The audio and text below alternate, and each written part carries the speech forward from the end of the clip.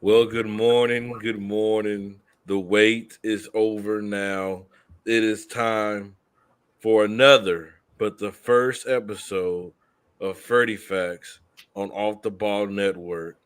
My name is Freddie. I know I'm a new face to the screen, but hey, I promise you, it's going to get crazy. It's going to get crazy like it always do on an episode of Freddie Facts. Because on this episode, on this show, I speak nothing but facts. Everything that comes out my mouth is facts. 100% facts. Nothing false, nothing negative. 100% facts. Because that's who I am. But I would like to say I'm joined by an all-star cast this morning. I'm joined by some good friends of mine. I'm joined by a new friend of mine to the show. I wanted to welcome Dre. What's going on, Dre? How you doing? What's going on, my man Freddie? Appreciate the invite. Oh, it's going. Hey, let the folks know where they can find you. Dre Montez. You can get me at www.dremontez.com. You heard the man. Look for him. Then my dude Kenneth. What's going on, brother? How you doing? I'm doing well, man. Thanks for having me on the show. Welcome to Off the Ball Network. We're very happy to have you, and I think we're going to have a great show here this morning. Yes, sir. Hey, I know the folks might have seen your face here and there on this network, but let the folks know if this is their first time where they can find you. Yeah, you can find me at Competitive Hedge Podcast on all platforms. That's my podcast that I do Monday, Wednesday, Fridays. And me and this brother, we go way back. We go back in the day where it all began when I first got into podcasting business. My brother Jay McLevin. What's going on, Jay? Hey, it's a beautiful day, Freddie. Thank you for having me as well. Usually when I do Freddie Facts with Freddie, it's like watch Pinocchio. That nose does grow kind of long sometimes, but hey, we're gonna have a great time on this show, Freddie. I love you, and we do go way back, man. And you can find me at Unscripted Podcast on Twitter at Unscripted Guys, and on TikTok, YouTube, Facebook, everywhere else at Unscripted Sports. Yes, sir. But I want to give you guys an introduction about me before we get into the show. Like I said, real good friends with Chris, real good guy. Me and him been talking for the last couple of years to see how we can incorporate what we both did, and just the time and the vision just didn't add up. But hey, no better time than yesterday to hit him up and say, "Yo, let's lock in, let's get to work." Chris, real good dude. Just shout out to all the people that I've gained respect and love that grinded with over the last couple of years. You guys are awesome as well, but hey, we got to do what we do best, and that's me telling nothing but the truth. But we're going to start with our first topic of the morning. We're going to start in the big Texas, the big America's team, as a lot of you like to call it, down there in Cowboys, with the Cowboys. That's Jay McLevin's team. But hey, all year long, Kenneth and Dre, we've been hearing the Cowboys are Super Bowl favorites. That they're the favorite in the NFC East, in the NFC to go make it to the Super Bowl. A lot of Cowboy fans will tell you, this is our year. This is our year. Even though they've been irrelevant for 28 years, they will tell you that this is their year. Trayvon Diggs went out yesterday with an ACL injury. Prayers for that brother for his speedy recovery. But let's not get it twisted, ladies and gentlemen. He's a big part of what that team do on defense. He had an all-star, superstar level year last year, and everybody expected the same thing going forward this year.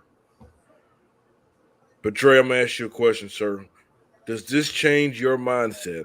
Even if hey, I don't even know if this was your mindset, but do you think this take the Cowboys out of the Super Bowl conversation by losing a player like Diggs? I mean, he is an important player on that secondary defense for the Cowboys, but I think it's going to make them hungry even more because now it's going to bring more doubt. It's going to put more pressure on Dak. It's going to put more pressure on McCarthy. But to me, I think the pressure is up front. And I don't think that's going to be stopped right now. I think that's going to make the hunt even more for the Cowboys because you said it's been a long time. I'm tired of the Cowboy jokes. They've been on The Simpsons. They've been on Family Guy. They even had a little joke on another cartoon I used to watch. Everybody's had fun with the Cowboys, but you got things in your favor right now. The way Dakota is playing. I'm going to call him Dakota until you win the Super Bowl. So Dakota, no interceptions yet. That's a good thing. In the way number 11 playing, Mr. Parsons, I think Dallas is still a heavy favorite to play late in the postseason. It looked like Dre's a believer. I need to find somebody that's not a believer other than me. Kenneth, please tell me you're not falling for the hype. Please, I beg of you, tell me you're not falling for the hype.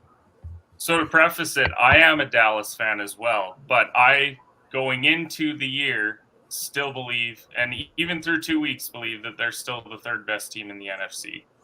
And they do benefit from the fact that they're in the NFC because you look at the AFC and it's going to be an absolute dogfight to get into the playoffs. Even without Diggs, the Cowboys shouldn't have any issue getting into the playoffs. But after that happens, we know their recent history with teams like the 49ers. We know that the Eagles just went to the Super Bowl last year.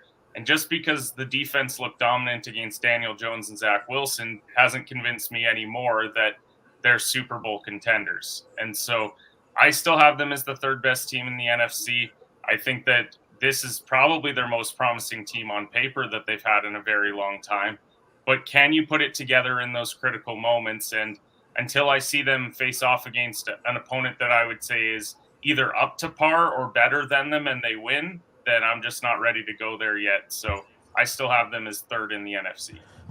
I got to do a better job picking out a panelist because it ain't no way I'm going to have three people that's going to be going for facts. the Cowboys. We're giving you the facts. This ain't facts. You haven't this seen that. Facts. It's only third game coming up. The third game.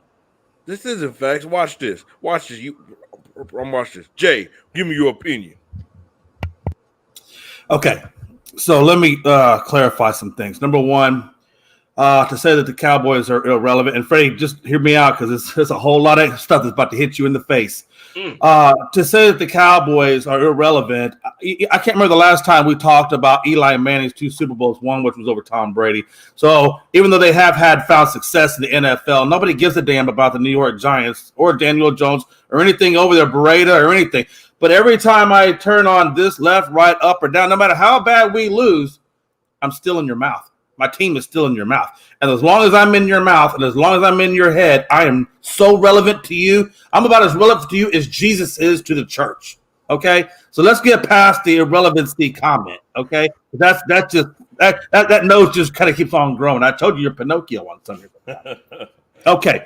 But you got to understand, there is not a more realistic Cowboy fan than me. And I'm glad you used the word some Cowboy fans, not all, because I'm a very critical person when it comes to the Dallas Cowboys. Anybody that knows me knows that I've eaten more humble pie off of Freddie with the Cowboys than any other person in the planet Earth, okay? So I don't do that humble pie thing anymore. I keep it very, very superistic, realistic. But let's talk about the Cowboys for a minute. We know the weakness on the Cowboys is still Dak Prescott. We know that for a fact. And until Dak, actually the true weakness on the Cowboys is Jerry Jones. But that's a whole other conversation that we ain't ready for yet. But because Dak Prescott is a symptom of Jerry Jones. Mike McCarthy is a symptom of Jerry Jones, okay? Those are just symptomatic things. But let's be realistic about this Dallas Cowboys defense. Yes, Trayvon Diggs is a huge loss to them. But for the average fan or the average sports person that doesn't know the Cowboys defense or their roster, they would absolutely be thinking, oh, my God, Dallas Cowboys defense is going down. It's game over. No, not by yourself, because you might not know of a guy named Derek Bland. Everybody know who Bland is? Everybody remember what Bland has done for that Cowboys? And he's next man up, by the way. You will see this man. You will see this man. He had 4 solo tackles, 1 interception, 1 pass deflected in the 2 games we played this season so far. He's got 5 touchdowns on 6 interceptions for his career right now with the Cowboys. This man's ready to step up, okay? And if you don't know that, then you ain't watching the Cowboys. So, no, yes, by losing Trayvon Diggs, yes, that is a big thing. But you also have to understand, we also got the all-pro on the other side. Anybody know who that is? Anybody? Stephon Diggs. No.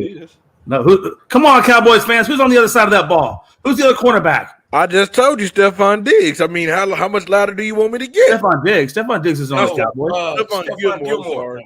I'm sorry. I was just waiting for him to get it right. That's okay because he's an average fan. He ain't a true fan. That's okay, Freddie. But look, you got Gilmore on the other side still. Last time I checked, he's a pretty damn good cornerback. You still got Jordan Lewis, and you still got Bland. We still got three really good cornerbacks is what I'm getting at. And where does it all start? It ends in the secondary, but where does it start? It starts in the front seven. Anybody know that the front seven's still there? Is Michael Parsons not playing Defensive Player of the Year so far right now? So what are we talking about? Ain't nobody talking about anything being over. Last time I think Haskins was holding down the middle against the run. When's the last time anybody from New York, by the way, we only gave up 10 points to two of your teams out there, Freddie. By the way, I'm glad you went back to New York. I couldn't stand to see you try to put on that damn shirt with LA Rams.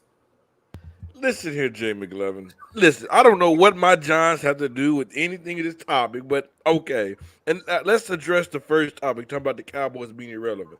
I'm sorry, sir. You're right. I was wrong. Let me bring the facts to it. The Cowboys have been so irrelevant in the last 28 years that I don't even know why they call them America's team.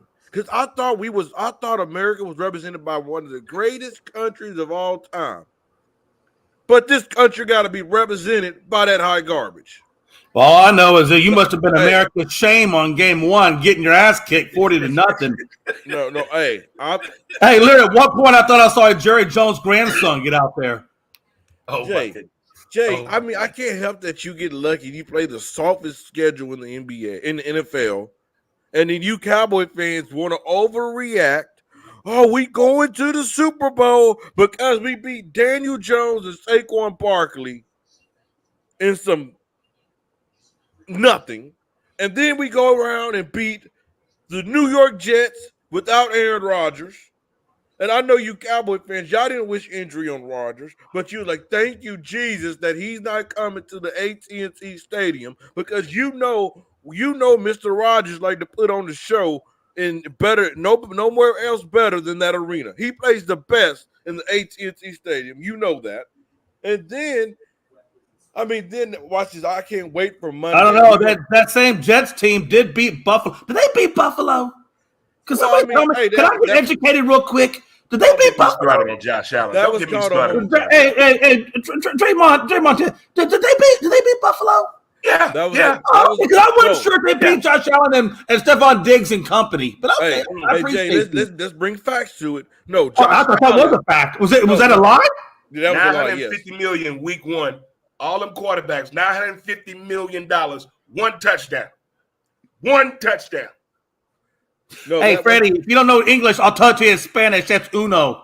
Hey, Jay, that was a lie. That was false.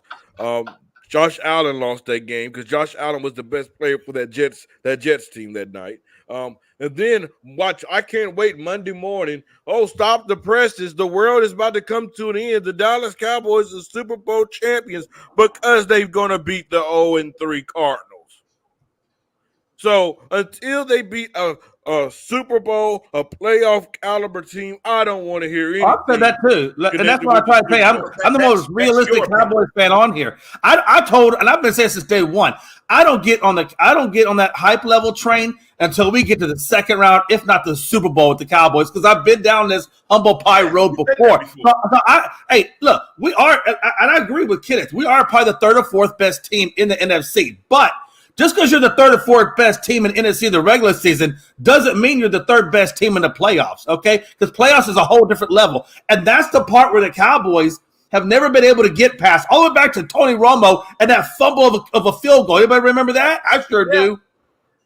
So I don't get on any of those gravy trains until we get to either the Super Bowl or at least past the first damn round. So, Freddie, I agree with what you're saying, and I keep it real. I mean, we're still in September. Yeah, I'm hearing Super Bowl predictions, MVP, two of them on Dallas, defense and offense. We're still in September. Hold on, Dre. There's no time to panic. Dre, who on the offense are we hearing? What's that? Who on But the you might be offense? talking about CeeDee Yeah. Lamb. I don't know if you've been watching how CeeDee Lamb has been balling. I know you're not He's talking about got better. Dakota. He's got a whole lot better. He was a little shaky in the beginning. Hold on, Dre. I know you're not talking about Dakota, but being a part of an MVP conversation. Oh, I'm not saying I'm not anybody saying on the that. offense is I'm not MVP. saying that.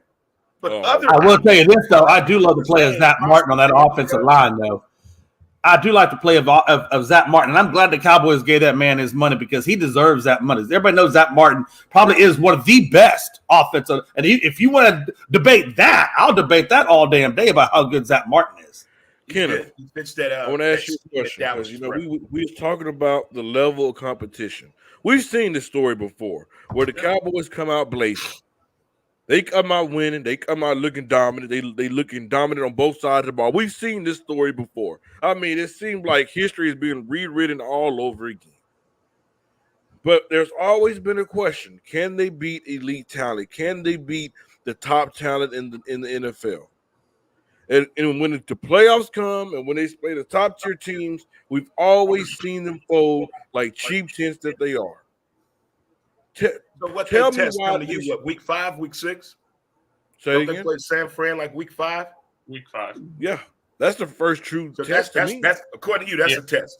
That'd be Of their course. first test on. Oh no! According to Freddie, we play a soft schedule. I don't want to hear. I'm giving Freddie all the flowers on that because Freddie knows our team. Jay, you played the Giants? Hey, no, I'm just trying to say we play the Chargers. We play the Eagles. And the Eagles are a tough team, Freddie. Were they in the Super Bowl last year? You're not listening to The what I'm Chargers saying, a tough brother. team. Is Miami? Are they a tough team? Uh-oh. I'm just asking a question because you're out here spewing all this craziness, and the show says Freddie Facts, and I done gave you 3 or 4 top 5 teams in the NFL, and you telling me we're a soft team and we got a soft schedule. Jay, listen.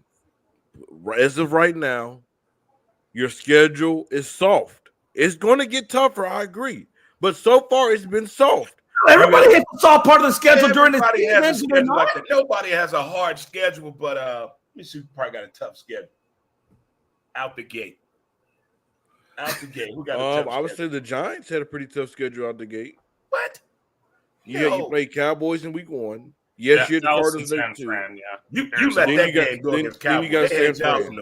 Hey, you barely got by a Kyler Murray less Arizona Cardinals. Like you literally lit past Dobbs and company. I didn't know that they were barely. Think about that. I didn't know. Had your Super Bowl last week. Jay, I didn't know when it come to playing football that you can barely win. I always thought there's a win. It was a win. No.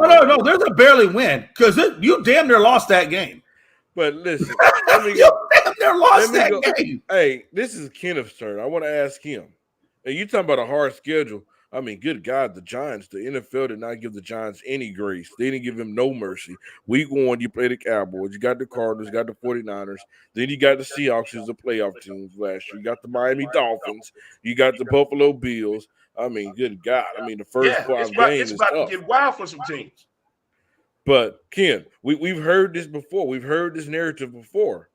Because, like I said, the Cowboys have had soft schedules in the beginning. And they dominated them in the past. And look like the history is repeating itself. Do you believe that this team can hold up against top-tier teams in the NFL?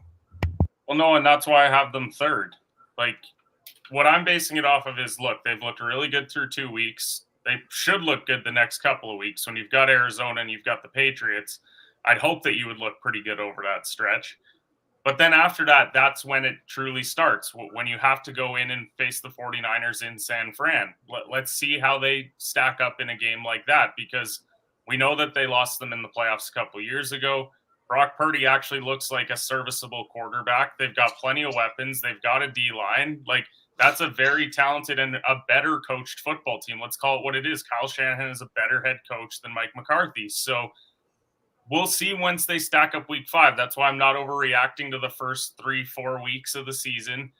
We know that the schedule is more backloaded. Like once you get into December and you get Buffalo and Miami and you play Philly again, that's when it's going to get tough. So yeah, the Cowboys could jump out to being 10-2 or 9-3, and everyone in Cowboys Nation is going to overreact to that fact. But until you get the meat of your schedule, all the time. and you see them, like I can just base it off of what I've seen so far. I think that they played very well. They beat the teams that they should, but let's wait and see when they play someone of substance. Thank you. That's all that I'm asking for. I'm not saying that they're not legit. I'm not saying they're not the real deal. But let's wait and see until they play somebody. Because I know how good that defense is. I know how good Michael Parsons is. I know how good Stephon Gilmore is. I know how good DeMarcus Lawrence is. I know how good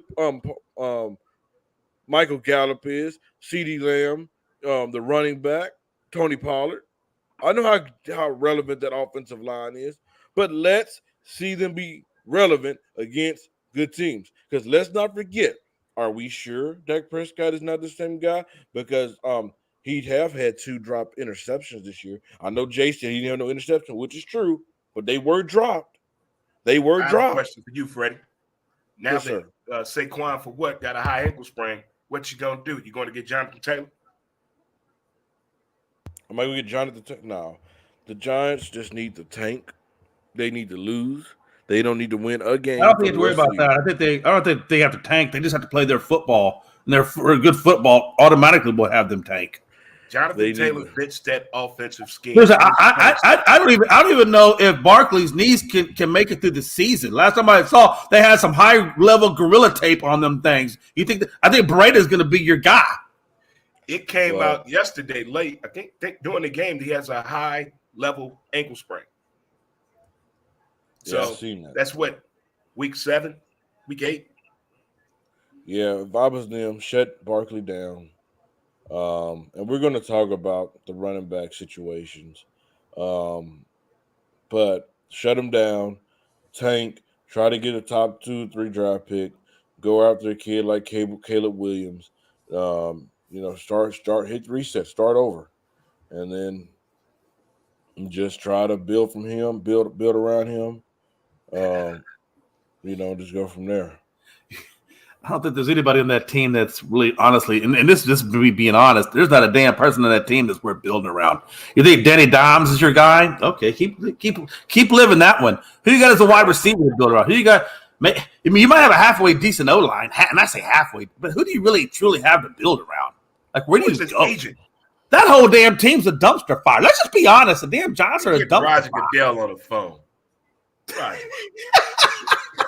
Tim, Mr. Danny Dimes, agent to hit me up. How do you get that deal, man? Blackmail somebody. He got some photos and his camera. Oh, man. But I will say this: a lot of people like to jump on Daniel Jones. I don't blame Daniel Jones. I feel sorry for that brother. That New York Giants owe that brother more money. So what? Because what he had to go out there and play football with. I'm gonna tell you why. I know it sounds crazy, but I'm gonna tell you why. The Giants have not done right by Daniel Jones. They haven't. They have not put that kid in the right position. Him or Saquon. What position do you possibly want to put him in? Jay. I'm just asking. He don't. Jay, have you watched him play? Hold on, Jay. We see organizations go out there and put their quarterbacks in the right situation. We look at Joe Burrow. What did the Cincinnati Bengals do a few years ago? They said, "Well, the offensive line is shaky. It's still atrocious. We're gonna spend millions of dollars on that O line." What did the Chiefs do for Patrick Mahomes after he lost that Super Bowl due to that line breaking up? We're gonna spend millions of dollars on that O line. When they got bigger, fat guys that are younger. Exactly. Until the Giants do right by Daniel Jones and Saquon Barkley, I cannot hold them accountable. Here's my question. When a team knows they have a bad offensive line, why are you calling plays that require 5 to 7 step drop that takes more than 4 seconds for the play to develop? If you know the line holds up only 2 to 4 seconds, give them plays like that. Why are not doing more screen passes? That's what I want to know. They should have been doing more screens, more options. Yeah. You always got to sit in the pocket and go more misdirection, run route. I mean, hell, anything. They need 5 to 7 seconds for the quality of wide receivers that they have to get open is the issue, because you've got the fact that Darius Slayton and Sterling Shepard are still on the Giants is crazy. And Isaiah Hodgins is fine. I get it. The Tony situation didn't work out. You brought in Darren Waller, which he's a talented tight end, but you need an outside wide receiver one that can go and make a play, and they don't have it. So it very much limits Daniel Jones in that respect. So that's where they haven't done him any favors. The O-line, it's okay. Yeah, you brought in Waller, so at least you are attempting to try and help him out, but there's got to be more than that. Hey, Ken, I Good disagree point. on the O line, bro. This O line has been horrible since the Super Bowl, the last Super Bowl we won. I mean, they have been working on this I Super say Bowl all for 10 right only years. because when I look at teams like the Bears and others, like those are horrible offensive lines where like they don't get any time whatsoever. I would say that at the very least, you have a mobile quarterback that has an arm that can figure it out, but it's not great. It's you have a mid-tier to lower tier offensive line in the league. Yeah. So That's what I until was trying to figure out. Who exactly are you wanting to hold on to build around, honestly? Because Hey. if you're trying to build around Saquon and that gimpy body of his, you're already screwed. It's a wrap. And if you're trying to build on Daniel Jones, oh, you're really screwed. I'm But just Jay, trying to tell you, but those Jay, are but not Jay, good building blocks. Jay, let me ask you a question. But why is Saquon going through all these injuries? I don't think it's his body. He's been playing running back. What? How long? How long he been in the league? Then he went to college. It's not even that, Dre. It's the banging that he had to do. It's not That even man's been on the injury list the majority of his Giants career. But listen, why though? It's because he had to take all the banging, the load that he had to carry for this team because the Giants management has been horrible at fixing that line, at putting talent around him where we don't have to work. I agree, but sometimes your body, honestly, just isn't good either. I mean, there's been a lot of wear and tear even in college before he even got there. So, I mean, and there's a lot of wear and tear when they got. So, I mean, some of that is just genetics. I don't think all of that's necessarily wear and tear. Some of that mess is genetics. I mean, the wear and tear on the body. We look at him. Hey, they've been in the league 4 years. Because let me tell you that. You know who has the right to bitch about wear and tear and where their body is? It's Christian McCaffrey. If you want to say who has the right to bitch, Christian McCaffrey does. He's been running hard. Yeah, since, absolutely. 7th grade. He's been playing ball since 7th grade running. It's amazing how he switched situations and then suddenly he was back to 100% because he ran behind a good O-line. And if you take care of your running backs, then they'll actually be on the field for 17 games. Yep. He's not like all right, let's move. He's like a creative player on Tecmo Bowl. Let's move to the next topic. Ken, we're going to start with you. We just talked about Saquon Barkley. We seen the Baltimore lost their running back. Jonathan Taylor dealing with an injury. We've seen this. And there's clearly been a problem in the running back market where teams are not willing to pay him. To me, I see that teams are seeing that the mistake that Jay's Cowboys made with Ezekiel Elliott, giving him all that money. Do you think the running backs are more deserving of more money, or do you think the NFL is right by not giving them all the money that they want? I can't remember the running back name that used to be with the Atlanta Falcons. He signed his huge contract. Huge. He got hurt. Out for the year. That right there set the tone. Every running back, quote unquote, that gets the bag, what happens? They get hurt as soon as they sign that contract. So the NFL owners are looking at the wear and tear of the running back by the time they get to the league. They've probably been playing that position probably 10 to 12 years by the time they get to the league.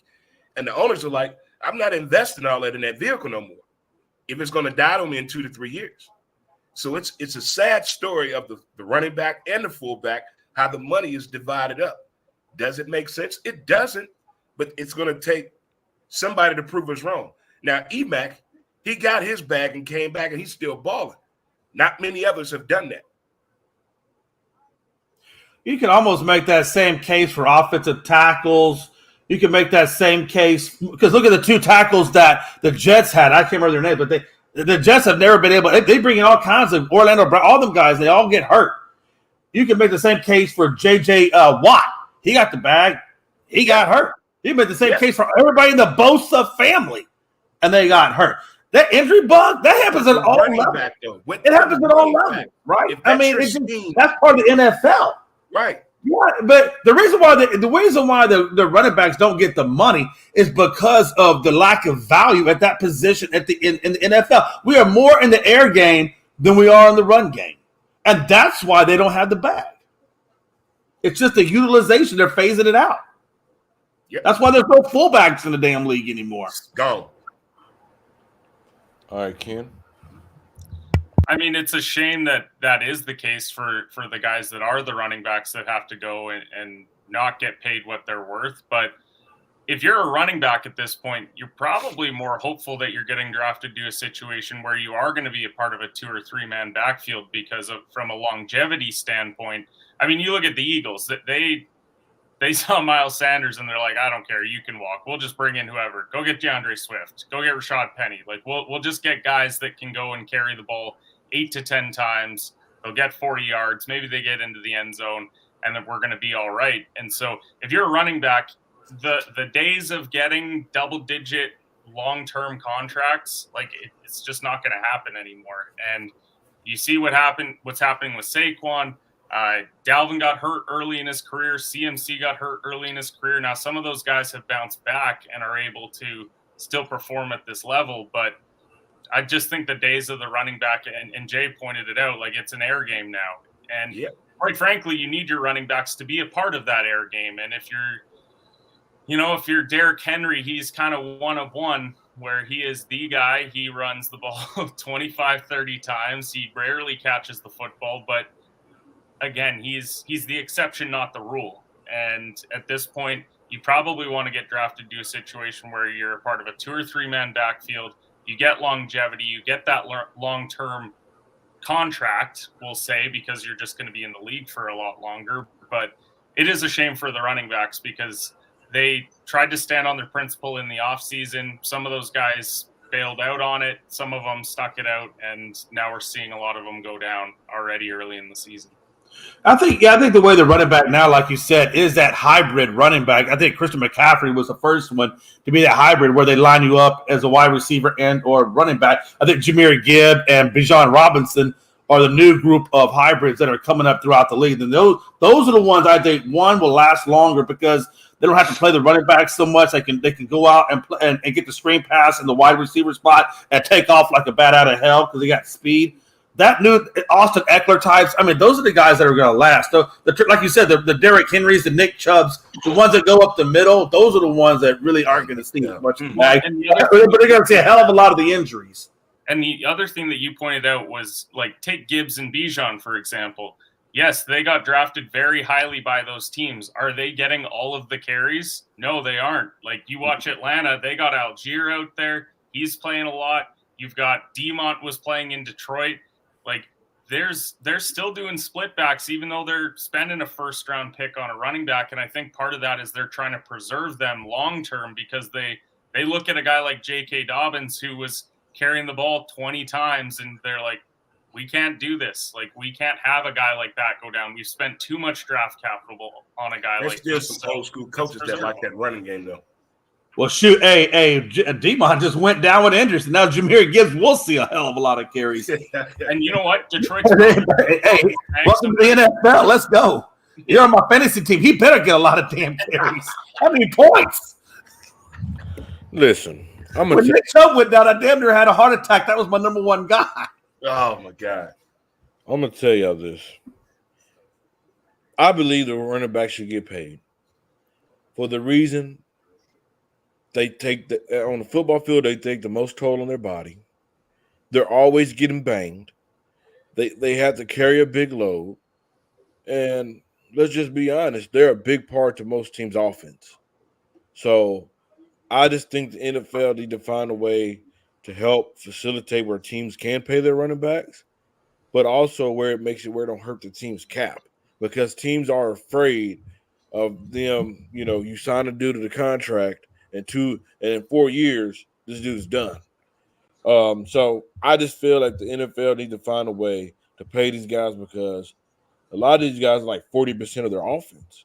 And even if they're not just running the ball, a lot of these guys are blocking, catching balls. I mean, let's just be honest, the running back is the big part of the team's offenses now. And they taking a lot of the beating, the bruising. And so I just think they should do right by them and pay them. That's just my opinion.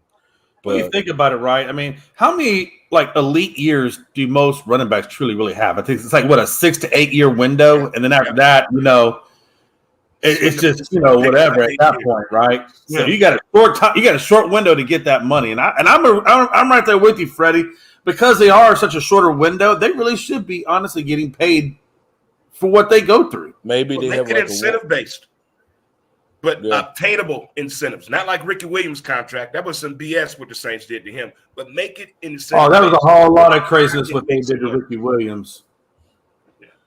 Yeah. All right. I got to ask you gentlemen a question. Do you believe? Do you believe? I got to ask the question one more time. Do you believe? Woo.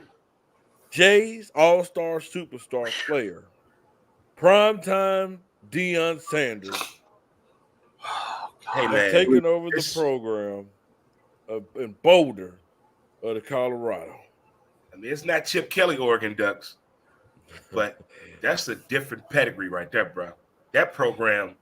Why? Why are we so? You know, I look. I like Prime.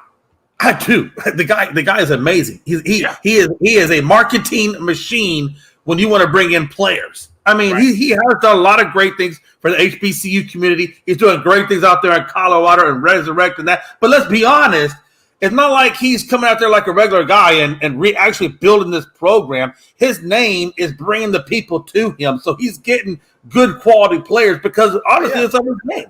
But that's okay. But let's not get so damn. Let's not get so damn. My thing is the whole Shadur thing. Look, he's a good quarterback. I've seen the guy throw. But again, TCU was really the only competition. TCU, when they played them, and they even admitted it, they had 22 missed defensive assignments. Okay? TCU screwed that pooch that day. Okay? I want to see, look, he's got to go against Oregon. He's got to go against USC. When he can handle USC, and I don't even take Oregon out of the question. When he can handle a team like the USC, because let's be honest, his schedule, if you look at his schedule, is super, super soft. Matter of fact, they call it Charmin. Outside of USC and Oregon, it's Charmin. Okay? So I want to see real competition before I get on this super hype train. Oh, he's the best thing since sliced bread. He's a Heisman. I'm not saying that, but to come from an HBCU, and that schedule that they played, and now to see him play against TCU and the way he had that poise in the pocket, come on now. You had to do this at the TV a couple times. I just can't. I can't get on that. It's like I can't get on that train just that fast. I got to see. I want to see USC. If he goes there and he does that to USC, I'll be like, all right, we might have something here. Let's get by Eugene, Oregon first. Let's get through Eugene first. That's a tough. Hold on, ladies and gentlemen. I can't let this pass. Earlier in the show, I brought up about the Cowboys having a soft schedule and that they need to prove themselves. And Jay McLovin. Wait, no, don't go there. Don't put where Jay McLovin went, because I was the first one to tell you that I'm not on the hype train until they win the second round of play. So don't make me out to be what you want to make me out to believe. See that nose growing. Hey, Dre, remember when I told you at the beginning of the show that nose grows? And he starts putting words in people's mouths? Oh. This is where I'm going with that. He be putting words in people's mouths. Okay, let me be a witness. Now, come on now. Hey, look, if we're going to be factual, let's be factual. Or can somebody give me a definition of the word fact? Pull up in Webster's real quick, please. All right, let me bring up a witness to the stand. Ken, did he or did he not jump on me for bringing up this Cowboys soft schedule? Now he's doing the same thing about Colorado. But he did say January about the Cowboys. We both said January about the Cowboys. You're both right. He jumped on the fact that we played a soft schedule, but he also said what he said, which was until they do it in the playoffs, I'm not in on this team. So you're both right. You're both dropping facts. You're both going to throw the facts. You know what? The last time I had a conversation like this was like my divorce, and Kenneth was the mediator, and Freddie was my ex-wife. Oh my God, Kenneth, let me get you in here because I know you said you had to roll by 8. Let me ask you a question, Ken. Do you believe, sir? Do you believe? I think that Colorado.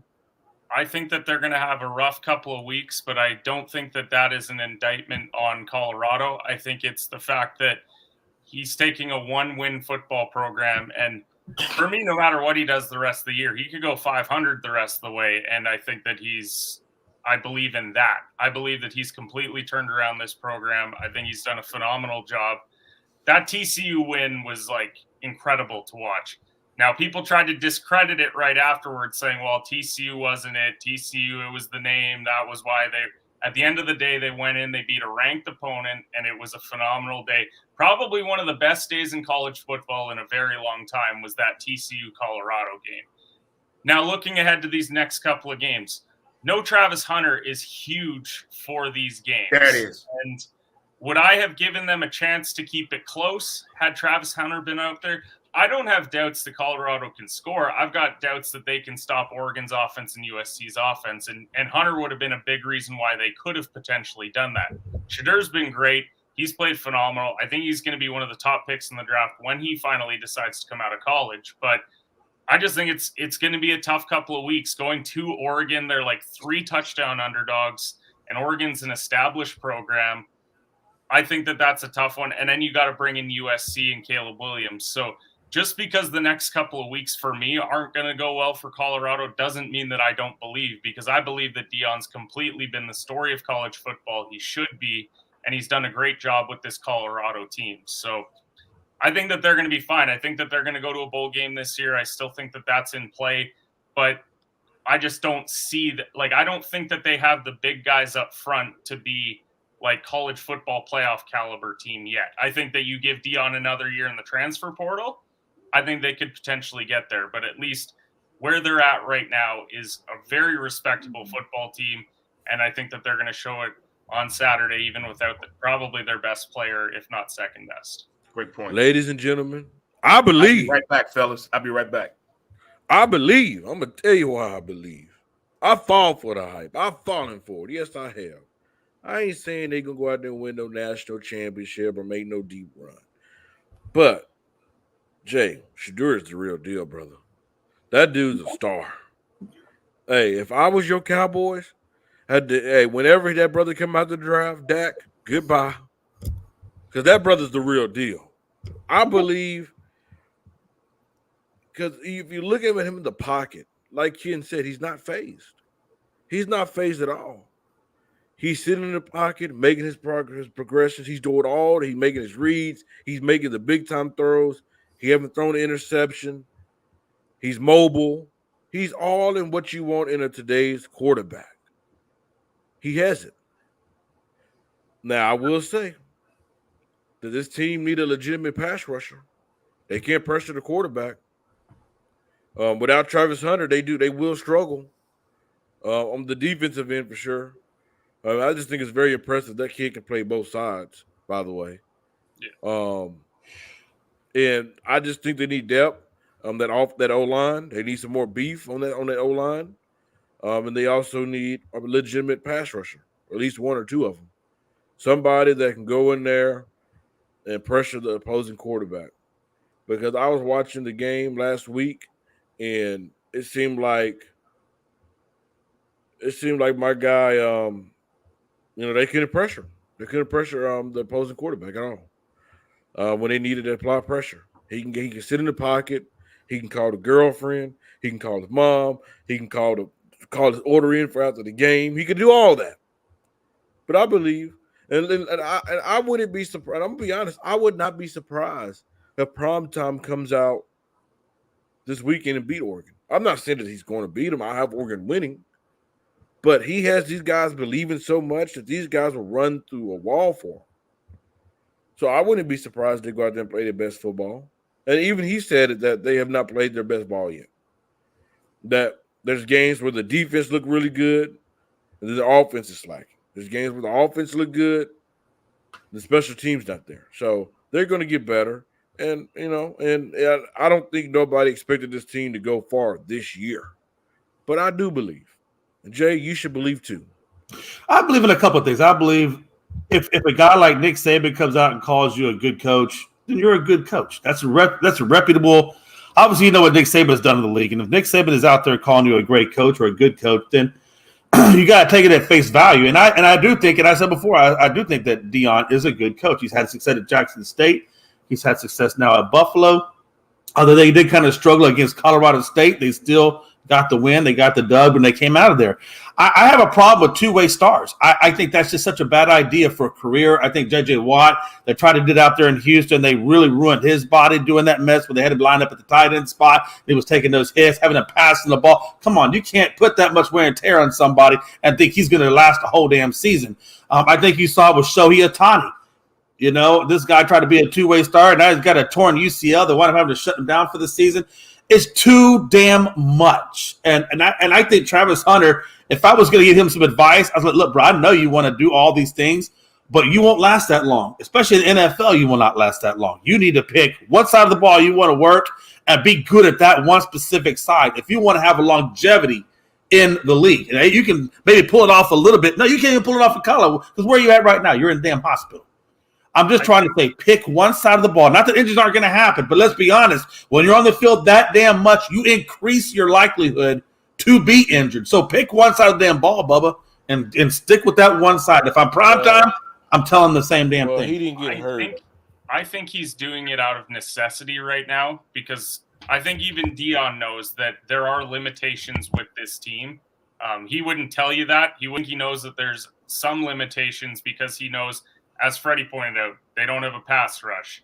Without Hunter out there, the secondary is a little bit weak. They don't have the. I get that. But if I would tell you right now, if I was his son or if I was his father, I'd be like, look, buddy, I understand what this team needs, this, that, and the other. And if they don't have it, they just don't have it. But don't go out there because luckily he'll probably recover from this. He'll keep moving on. But what if this would have been a career ender? What if he would have lost everything in life over this? I'm just trying to say, you got to look beyond college. This injury was not. I think that once they add in more guys, because we know that one more year of the transfer portal, like Dion's going to get.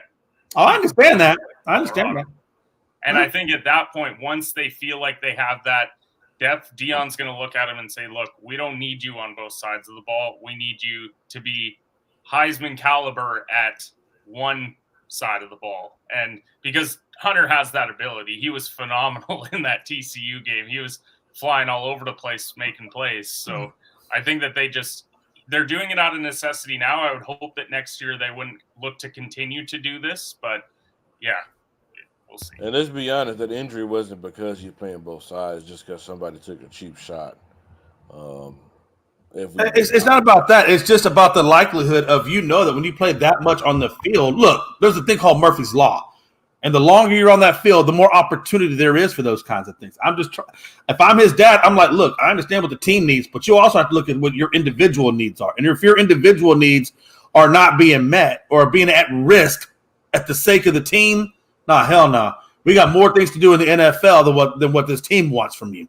Now, my favorite part of the show, the top 5 NFL teams so far.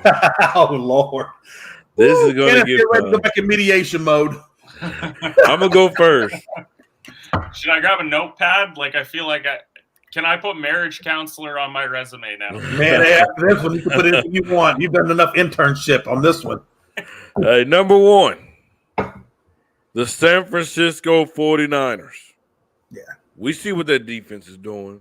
We see it with that running game that they have. Debo, Christian McCaffrey. Ladies and gentlemen, Brock Purdy is legit. He's the real deal. Kyle Shanahan making the plays. 3-0, taking care of their business. They have to be number 1. Number 2, got to put the Cowboys on there. That defense is legit, led by Parsons and the crew. The running game, CeeDee Lamb is looking like a superstar receiver right now. Dak Prescott haven't turned the ball over. Dak's not doing too much. You got to give credit to McCarthy that he's calling a clean game. He's looked better than Kellen Moore. So you got to give him all the credit. Got to give him love.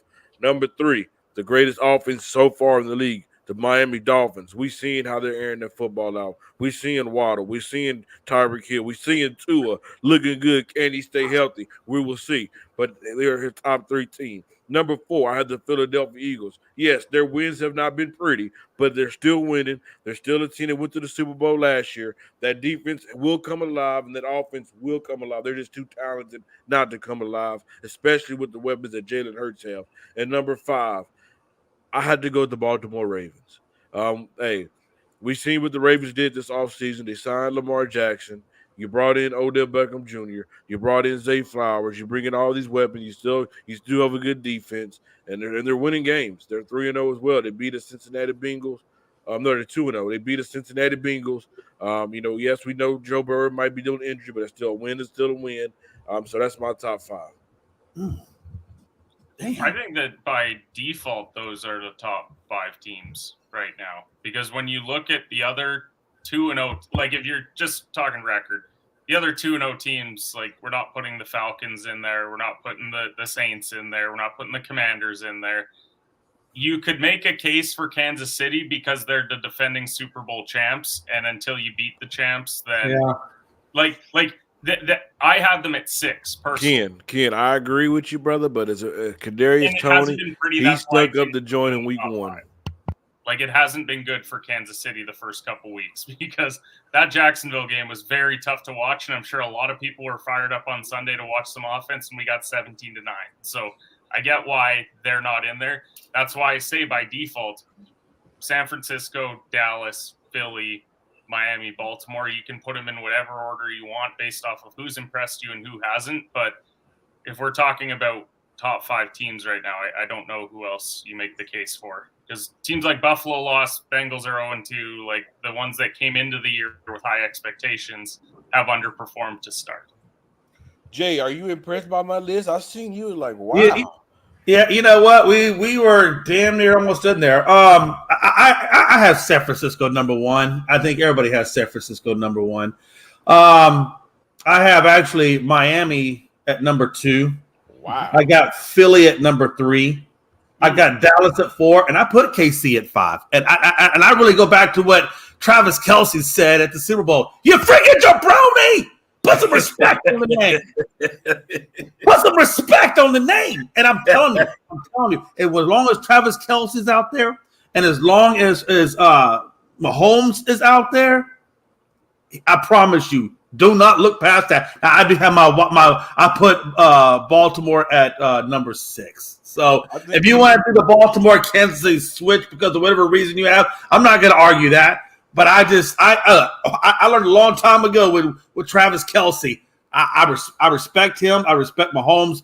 And as long as Andy Reid is here still controlling that team, I ain't going against that mess. And as far as Miami goes, I ain't going against some speedsters. And Tua Tagovailoa, I don't know what this man is. The man gets a hurt hip, he continues moving. The man gets all these concussions, he keeps throwing his body. I don't know where to, like, no matter what you do to this man, he always finds a way to come back. And as long as a man can do that, I don't go up against that. And I like what Mike Madonna's doing out there with those guys as well. So I got Miami and Philadelphia. I'm not going up against Brown and Smith and Hurts and that I call them the Philadelphia Dogs because of half that damn team is Georgia. So Philadelphia is still a damn tough team. So yeah, for all those Jay, hold on. You have the Cowboys too low. Hold on, Dre. Okay. I told you I don't get in that hype train. I still have questions about that offense. I still have questions about Mike McCarthy's play calling. And until I see more of that, Jay, I'm not going to do it. I'm not eating humble pie, and you can't trick me to eat humble pie. Hold on, Jay. It's not about the Cowboys. Hold on. It's not about what you think the Cowboys are going to do this season. It's about top 5 as of right now. And right now they have right now means nothing to me. And right now we're what 2 or 3 games. Hold on. They have the number 1 defense in the NFL right now. Okay. Their offense have not done too much. The offense have done quite a good to put up points on the board. And you're 2-0. I'm not eating humble pie, Freddie. I don't care how you cut it. I'm not eating the humble pie. I'm not going to do it this year. To me, Mike McCarthy should be in a coaching. I still got enough humble pie in my refrigerator from last year. I'm good, sir. Thank you. Hey, to me, Mike McCarthy should be in a coach of your conversation right now. The way that he's taking over this team. Yeah, I mean, if you're looking at it from a defensive standpoint, and Dan Quinn and what that man has done, and by the way, I think it's not much longer before Dan Quinn gets another head coaching job somewhere. I think we're only going to have him for a little bit longer. So I think that defensive window for them, at least under Quinn, is coming to a close soon. But I think Dan Quinn is 100%, in my opinion, the reason why we are what we are. Mike McCarthy, I'm not saying he's doing a bad job, but I just can't 100% get in that offensive line or that offensive mindset. For me, it's got to come out to the playoffs. I'm not getting on that damn hype train. Mhm. And that's my team, and I love my boys. I've been blue a long time. But I just, I keep it real with myself now. Okay. Hey, I have to. Hey, Ken, got to hop off. Ken, want to thank you for joining the show, brother. We really appreciate you for tuning in this morning, jumping in this morning. Jay, Dre, pleasure meeting you guys. Freddie as well. Thanks for having me on. Really Sure, my appreciate man. it. Sure. Welcome to Off the Ball Network, Freddie. Yes, sir. All right. Yes, Look forward to doing the show again with you. All right, we only got 5 more minutes till the next show. Hop on. Dre, give me your top 5 teams, brother. My top 5, I got the 49ers, the Cowboys, the Eagles, the Chiefs, and Miami. And it's week 2. People hitting the panic button. Everybody hitting the praise button. It's week 2 going into week 3. I just can't don't believe a see. top I think 5. me and Ken think alike, man, because everybody on my team, he had on his team. So I think me and Ken, we dialed in right there, man. All right. Yeah. I just don't see how y'all can have the Chiefs the top 5, and they're like 1 and 2. Kadarius Toney stunk up the joint in week 1. Yeah. And I understand that you're talking about their Super Bowl, the reigning Super Bowl champions.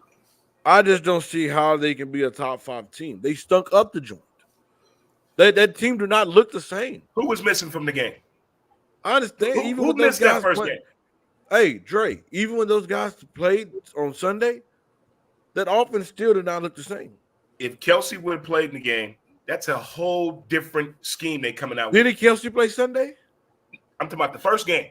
No, They I'm lost talking the He's talking about the first. Yes, Kelsey did play against Jacksonville, but you also have to understand that Eric Bieniemy is not there anymore. Right. So there is a certain dimension. Hold on, there is a certain dimension of play calling and things like that probably changed a little bit, right? But give this team time, right? Juju Smith-Schuster left. Yes, Kadarius Toney stuck up the joint in week 1. We know that, but everybody is entitled to a bad game. Sometimes you just have a crap game. Hold on, Jay. But I'm not going to abandon Patrick freaking Mahomes and Travis respect Kelly. Jay, hold on. This is what I love. Oh, that's okay. I got my humble pie for you at the end of this season. When Eric was there, it's got extra humble. Oh, they got Andy Reid. It's all Andy Reid. Now Eric's gone and the Chiefs look like they're struggling. Now we want to get his brother some more credit. I'm not talking about you. I have lobbied for Bieniemy to get a head coaching job. I know you for a long period of time. And anybody that knows me knows that I have lobbied for that for a long time. And I was pissed off he wasn't getting them. Yeah. Okay, so don't act like I haven't credited Eric Bieniemy for what he did for that Chiefs organization. I know you have, but I'm talking about people because I'm looking around the media, I'm looking around the podcasting world. All I'm saying is now they want to give Eric credit. I'm giving Chiefs props here. Now all I'm seeing is the people giving Eric Bieniemy all this credit, but I'm like, where was this credit a few years ago when he was with the Chiefs? They continue to say it was Andy Reid, and Andy Reid has a big part to do with it. Because but Freddie, is it interestingly enough that he goes to the Commanders and now they're 2-0 under a no-name quarterback like Sam Howell? Who is the quarterback? Who's this dude? Where did he come from? If you don't know that all is Eric Bieniemy, and if I'm Ron Rivera, I'm thinking those lucky stars that I have a guy like Eric Bieniemy to call my offensive. If I was Ron Rivera, I'm like, can we get him out of here, please? Because who you gonna bring in? What you know? What? I always want you to break up with the girl or the dude. What you supposed to do? Be single again? Dre, I'm gonna tell you. Hey, Dre, I'm gonna tell you why Ron Rivera should want him out. I'm gonna tell you why Ron Rivera should want him out. Because he's coming for his job. He can't. You know what, though? Ron Rivera, if you don't remember right, Ron Rivera just survived cancer. Yeah. Ron Rivera got money. At this point, I think all Ron Rivera wants, he's been in the game a long time, Freddie. Ron Rivera been in the game a long time. All he wants is a Super Bowl and less stress. Jay, if you can give me a Super Bowl and less stress, you know what? I don't think he cares. Jay, I understand that. But guess what? He knows his time as a head coach for the Commanders is coming to an end. Especially the way that he had it last year, didn't know that they still was in the playoffs. Like Ron Rivera and the comments that he made earlier in the year talking about the players is complaining. I've never heard a coach let that information out in their football in the football career. There's some things that it stays behind closed doors, Jay, and I've never heard anybody let that out. What did you say? That's what you said. When the player came out and complained to Ron Rivera talking about that Eric pushed him too hard, that he expects to. I've never heard any coach let that information out. Ron is afraid right now that his job. You know why he did that, Freddie? He didn't want a reporter doing that story. Yeah, that was at camp. No, so reporters love to get their name out there to get the clickbait. So Dre, what Rivera did as a coach, he got ahead of the curve. Listen, bro, I understand Ron Rivera have done a lot of good things for the National Football League. Okay, he has. But let's just be honest, he really hasn't been relevant since the Cam days. He hasn't. Well, but he also hasn't really had a true quarterback either. Right. But still, let's be honest. Who the hell has he had? Everything during COVID. He had Heineke. He had a gimpy Alex Smith. I mean, who's he? So what? We're not in the we're not in the excuse making business. We're not in the excuse making business. No, but what I am saying though is we gotta call facts of facts. He have not been relevant since Cam Newton. You bring in a guy like Eric Bieniemy that we all know that he's trying to become a head coach. This offense is producing the way that it's producing. I've never seen a coach in the National Football League come out and put out information about their team. Oh, the players are complaining about Eric, that he's pushing them too hard. Yeah. What? To me, he did the right thing. I don't want the media telling you stuff what's going on in my team. I'm going to get ahead of this so that way the rumors stop. Did it stop? Yes, it did. And then I think what he's doing, he's taking a page out of the coaches that understood the power of having good coaches.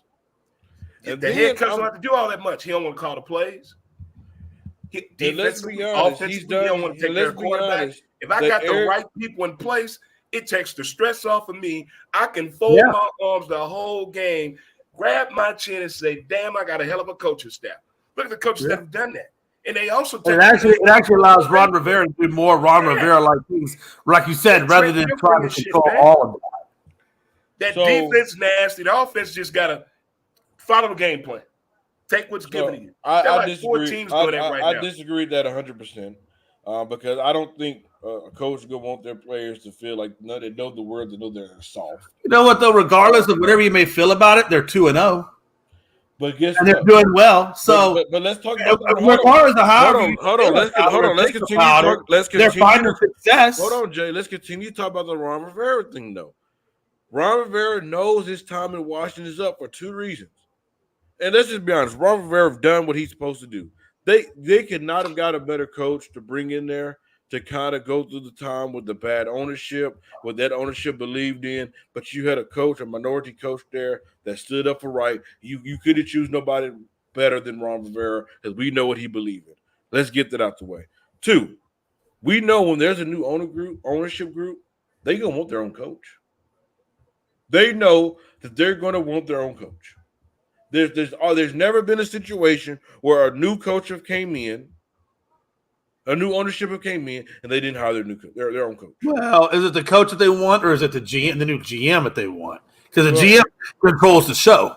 Well, it's going to be both. It's going to be both. He's going to say we need a new GM, and we want a new coach. And I'm not going to bring in a new GM because sometimes you have to have change. Because obviously what was working isn't working, but now it's working. So I don't know why. As long as they're winning games, why would they want to change any of that? And I guarantee you that, especially with Magic Johnson a part of that ownership, I wouldn't be surprised he steps up for Eric. Say, yo, we need to hire this man as our new head coach. It's time. It is time. I think them and Dallas are taking a page out of the Baltimore Ravens when they won the Super Bowl with Trent Dilfer. They had that nasty defense. That's what I think is going on. Because defense wins championships. I don't care how you look at it. If you can stop that Y'all run been game, irrelevant for 28 years, and now that you feel like y'all beat up on trash, you're a Super Bowl championship. Stop it. When you was are your right. Hey, he was right about one thing. The Giants are trash. My dude, Dre had a Jerry curl the last time they've been relevant. Stop it. Stop it. Hey, and that Jerry curl looked like Pinky off Friday. Yeah, stop it. Stop it. Oh my God. Hey, look, man. If the Cubs could go 69 years without a championship or a World Series, hey, we'll get there eventually. Hey, Dre, I don't know when we're going to be, but we're going to get there eventually. I still think, the worst thing that ever happened to the Cowboys was them letting go of Jimmy Johnson, man. Jerry, I don't know what you were thinking, man. You had a perfectly well-oiled machine. What were you thinking? Let's be honest, the only reason Barry Switzer got a damn title is because he inherited everything that Jimmy did, and he just stayed out of the way and let the coordinators run the show. You get people in position to know how to do their job, it makes your job much easier. Exactly. I agree. By the way, that Herschel Walker trade will go down as the greatest trade ever in NFL history. Still think there's a little something was illegal with that trade. I'm sure there's a lot illegal with that trade, but I'm not going to go back and say you can't do it. Yeah, but the NFL needed that. They wanted that. Hey, I agree with you. I really do agree with you. That trade saved the NFL. All right, gentlemen, we got the next show ready to go live. But hey, ladies and gentlemen, this was episode 1 on Off the Ball Network of Freddie Facts. This is what you can expect. It's going to get crazy. We're going to have fun. Do you believe, though? I'm going to ask y'all a question. Do you believe? They coming. Freddie Facts do. I do. Oh, I'm here. We here. We ain't coming. We here. Hey. But man, I smell an odor that doesn't smell too pleasant. It's not pleasant. But it's Friday. It's Friday. Hey, it is Friday. That's 21 points, though, man. How you feel about that, Freddie? What's that? That's 21 points. The spread. Hey, no Saquon. Talking about tomorrow? Yeah, the Oregon game. Hey, like I said, Oregon has one of the best offenses in college football. They're explosive. We know that. And I'm not sure about Colorado's defense. I don't believe in the defense. I believe in Shamar and offense, though. But I don't know. He got a bag of players, though. Brown got some plays now, so. Yeah, and let's not get it twisted. That they still have weapons, even though Hunter's not there. Right. They still have some weapons, but I just think Oregon's offense is just going to be too overwhelming for him. And Mr. I have Nick's Oregon transfer. He finally settling down. But I don't think it's going to be. But I don't like the 21 spread. I don't think it'll be a close game. But I don't think it's going to be. They're going to win by 21 points though. I will say the NIL transfer portal and coaches that are coming out of the new modern era, like the Deion Sanders of the world. College landscape's about to change, fellas, and I hope you're ready for the move. Oh, most definitely. What about the coaches that don't believe in the portal, i.e., Dabo Swinney? Where's Dabo Swinney at right now? Where's Dabo at right now? Where's Clemson at right now? Thank you. He got great. Protect this, baby. We're number 3. Moving to the SEC. Moving to the SEC. Look at me. Hey, Jay, want to thank you for coming on, my brother. You've been my brother from day one. Appreciate the love. Appreciate the support. Yes, appreciate you, Frankie. I mean, damn it, Freddie. Oh, my God. Oh, my God. Sorry, hey, that was a Freudian slip. I got to call somebody. Did you hear what he just said? What? I guess I'll never get invited back. Hey, Kansas. Dre, hey, one of the realest brothers out there I know. One of the best in the podcasting world. Want to thank you for coming on as well, my brother. Oh, for sure, man. I appreciate it. Yes, sir. It's a lot of fun. Yes, sir. Until next time, this is Freddie Facts. You guys have a good weekend. Enjoy. Yes, sir. Let's go, Giants.